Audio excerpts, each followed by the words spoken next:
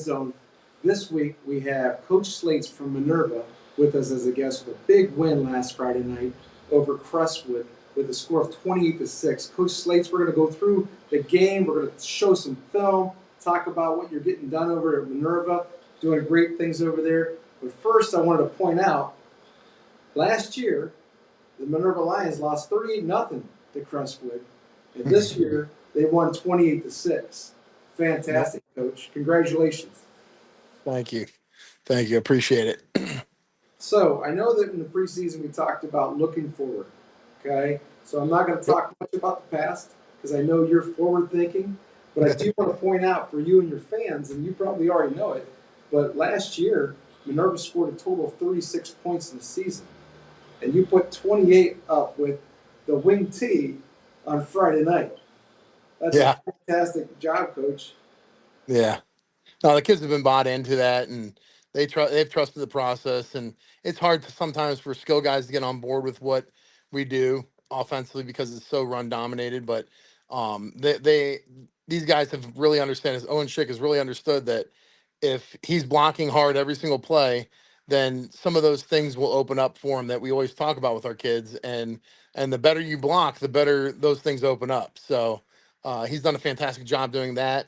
And we were able to get him on a pass play Friday night. He got an opportunity for a couple more. Just had a break up in the end zone and tip ball that he almost brought down. But yeah, he's done a fantastic job, and our guys have been bought into that system and have trusted the fact that we're going to throw the ball. We're going to get the ball to the skill guys too. So, well, in terms of getting the ball to the skill guys, I think a lot of guys touched the ball Friday night. You had a lot of different guys coming from different directions to touch the ball. Yeah. Yep. We try to spread it around. It's not. Go ahead. It's a spread offense. Yeah. Different interpretation. Yep, that's exactly right. We spread it around to different guys. We're just packed in when we spread it around. Yeah, absolutely. I want to go play by play. I do have a couple other things that I took from the game, and you can correct me if I'm wrong.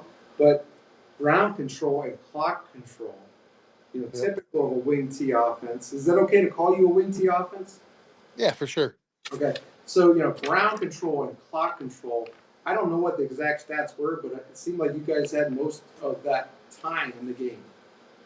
Yeah, I'm not sure what the time of possession was, but we rushed for 301 yards. So Timmy Kirkpatrick had 235. So, yeah, we were able to control the clock that way and keep the ball out of their hands and keep the clock moving. Yeah, for sure. I mean, that's something that people of old in Minerva were very accustomed to, those kind of yards on the ground. So I'm sure happy to see that back. You spoke to one of your players, Kirkpatrick. If I said his name correctly, he had quite a night running the football.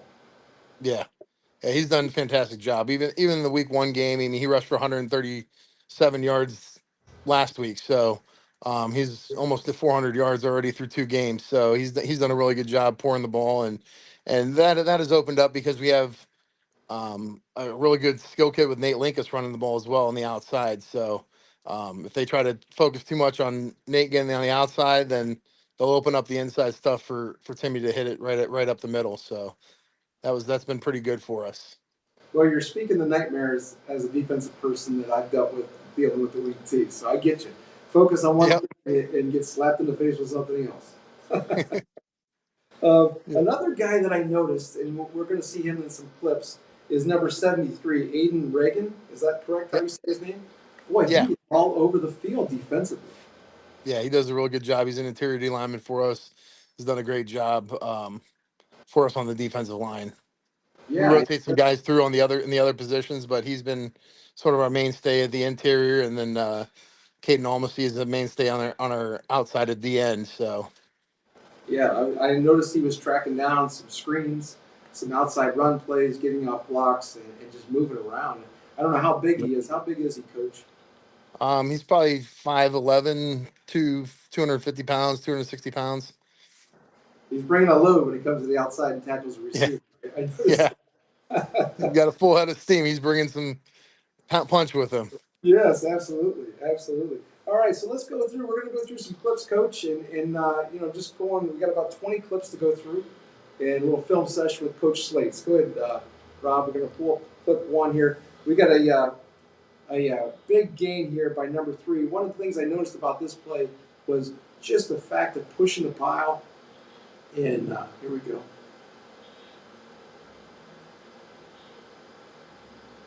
Yep. Just taking bodies with him. And I that's think one thing that we really focused on this week was him getting north and south. He's so fast. It's hard for those guys sometimes to put their foot in the ground and get north and south. And he really did it on Friday. And that's one of those things where it opened up our inside run game, with him being able to get out there and make a move and get up the field. So yeah, he does a really good job.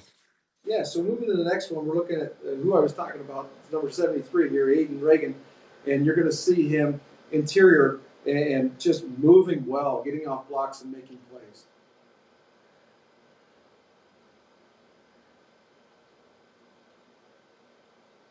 Yep. Just scraping off and doing a nice job, Coach, fighting off blocks and getting to where he needs to be. Yeah. And those guys did a pretty good job keeping those guys off our linebackers too. So that was a key for us this week against that Those team. guys appreciated that. Yeah. Going on here, we'll go on to clip 14. We got a great fill here by your number 25, your linebacker here. Watch this fill on the top of the screen.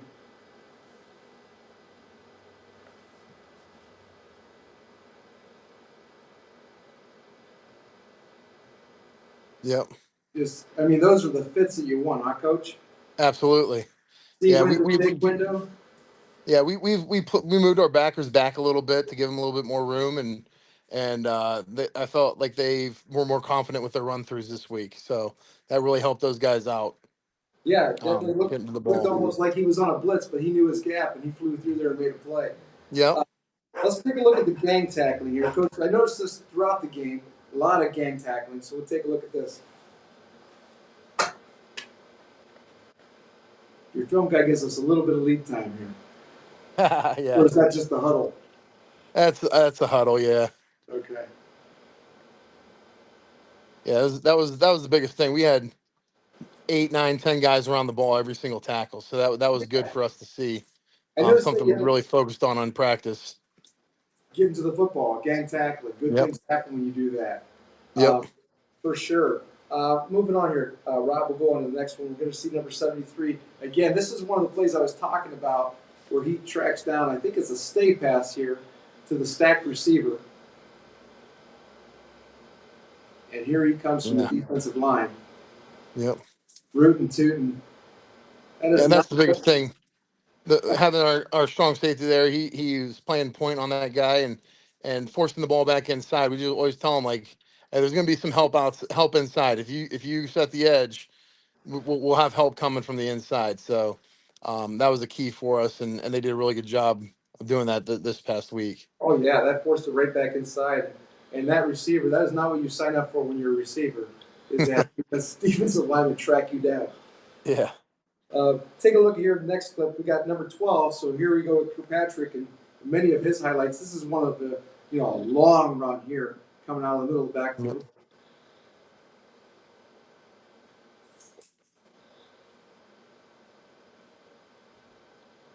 Yeah, he's showing.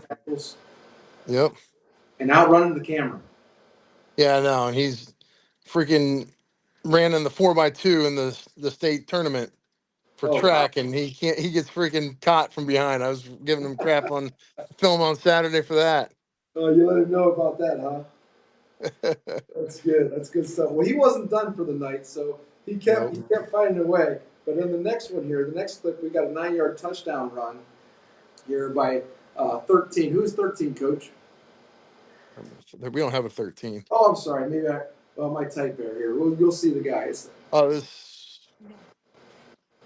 is Kirkpatrick again. Yeah, this is Kirkpatrick. Yeah. I'm giving him one more digit. Yep. Yeah.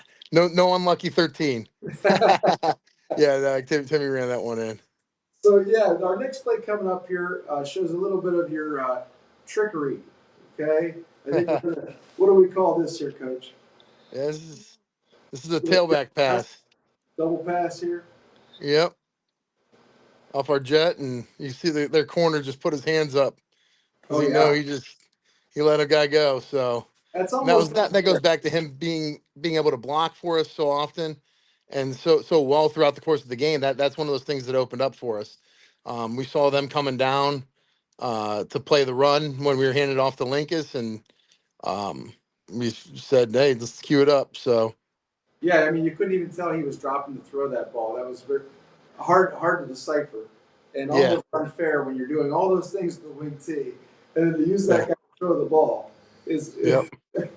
I remember Coach DeMarco used to always say, if you give the ball to somebody other than the quarterback, he's absolutely going to throw it. Yeah, and we told him like all you got to do is throw it down the field. Like all you got, like it doesn't matter what it looks like, if it's a duck or whatever, just get it out there and let him run and catch it. Give him a chance. Yeah, that guy waited Yep. on him. He scored that. That was great. All right, so we're back with number 73 here. And I think he gets an assist, but we're looking at a sack. And this was right before the half. You guys are winning at this point, 13-0, which, Hmm. and I wish people could see the celebration at halftime that you had, but, I don't think we got that on film here, but take a look at this sack.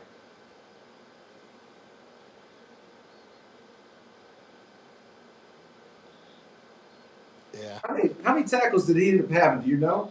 I'm not sure offhand what he had, but I'm, he's up I'm towards the leaderboard of our hit sheet for a tackle chart. So for sure. I think it looked like just offhand, I'd say at least a 7 tackle night for him.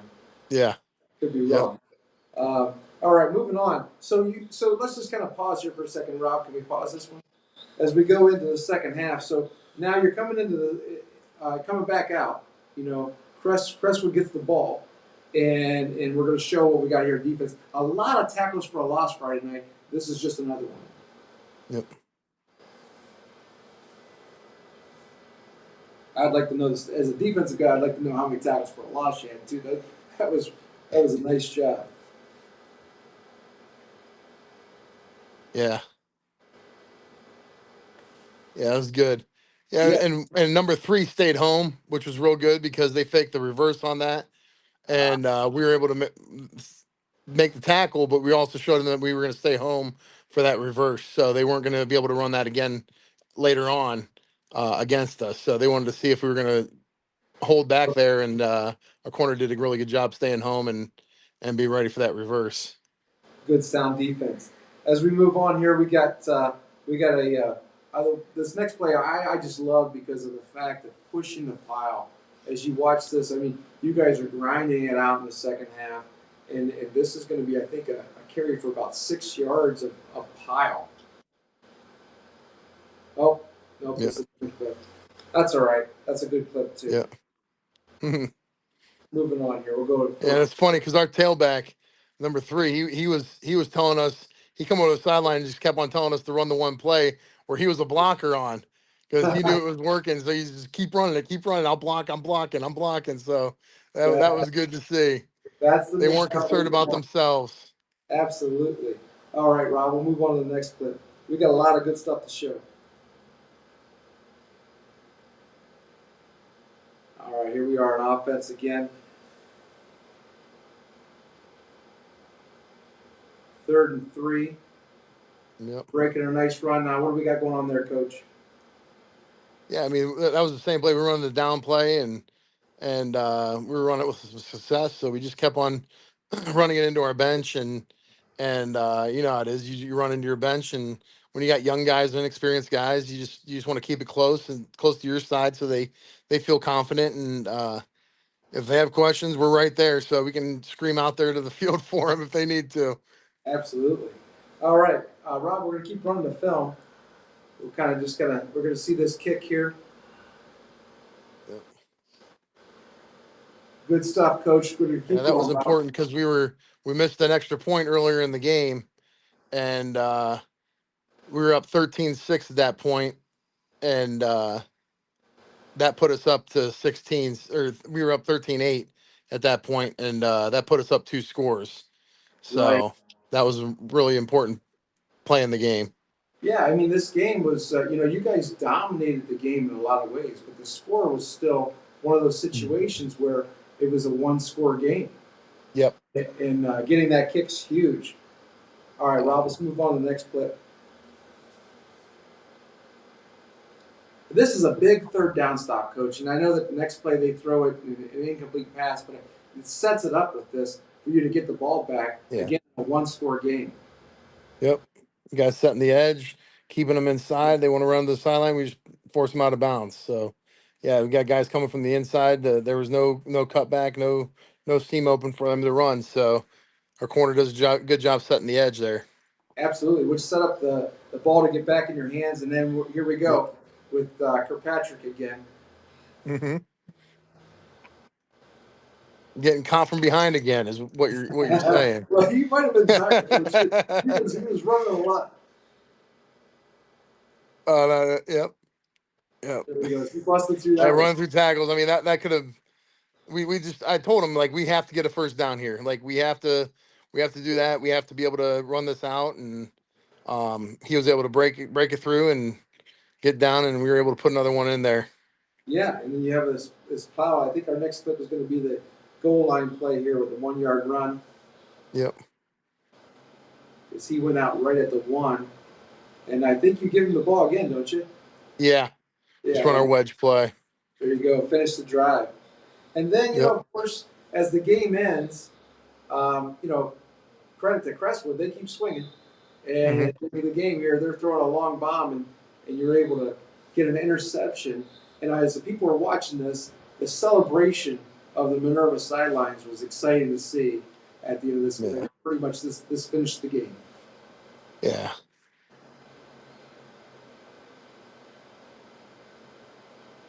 Yeah, the quarterback got hurt the play before, so they brought in another guy that could throw the ball deep, and we were able to take it and finish off the game there. So that was awesome. Rob, can we run this back one more time? And just I want to watch the Minerva sidelines coach because sometimes you're involved in this every day. Just enjoying the fact of looking at your kids and how excited they are Yeah. to get this victory at home. Yeah.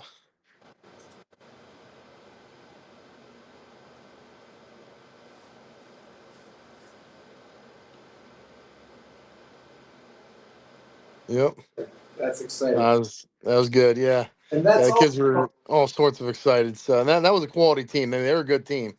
They like to pound the rock too, and we did a good job of stopping them and keeping the ball away from them. So I know when we talked earlier, I know we talked in the spring, and then we also talked over the summer, and put some of the stuff in our article. But some of the things you were saying was, there's a lot of work. You're putting in a lot of work. These kids are putting a lot of effort. Even at one point, you're talking about there's 3 different fairs that kids are going to because Minerva they have multiple fairs that they go to. yep. Kids kept sticking around, kept grinding, and moments like that on Friday night are what they were working towards. Yeah.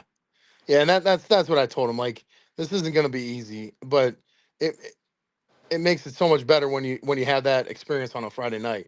It's not um it pays off. That's the way it pays off. It's not the little things or the candy or any of the other stuff that's gonna make them feel good. It's gonna be the success on Friday nights and knowing they played hard and that's why they got the victory. It's not because of anything else. It's because they worked hard and they fought harder and longer than the opposing team. And um, just instilling that in their heads and getting them to buy into that and actually letting them see it come to fruition because some bad things happen. I mean, they scored that touchdown. They were only down 6 at one point, so we had to do some things to fight back and make sure we secured the win, and they did it. And they were able to see what we were talking about and what we've worked so hard in 2 days and all summer long doing the running and things like that to be able to finish a game at the end of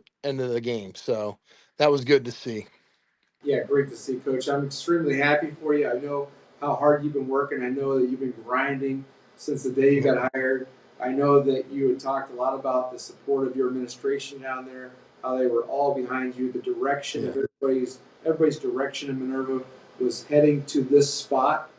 And Yep. now that you're there, you know, continue to move that way. And Yeah. I'm sure the guys showed up for Monday a little more excited to come to Labor Day practice. Yep.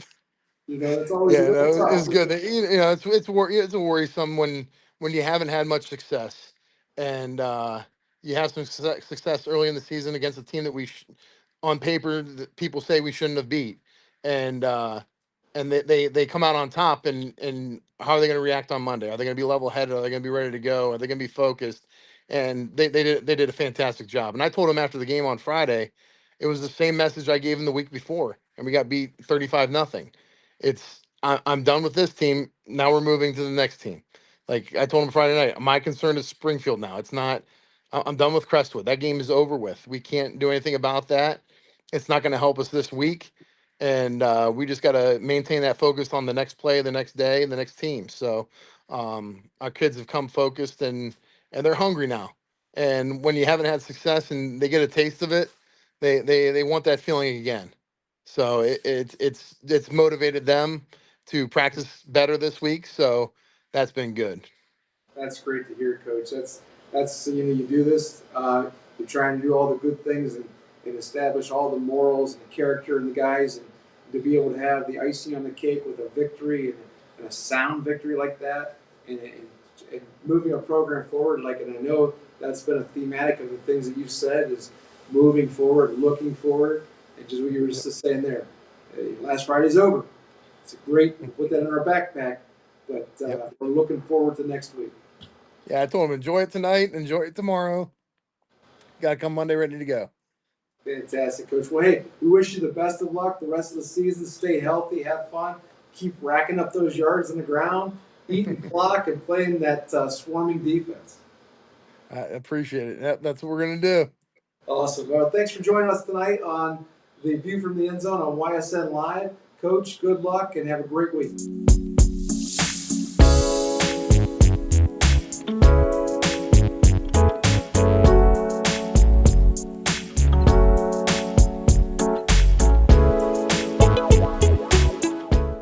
YSN thanks you for watching this presentation of Your Sports Network.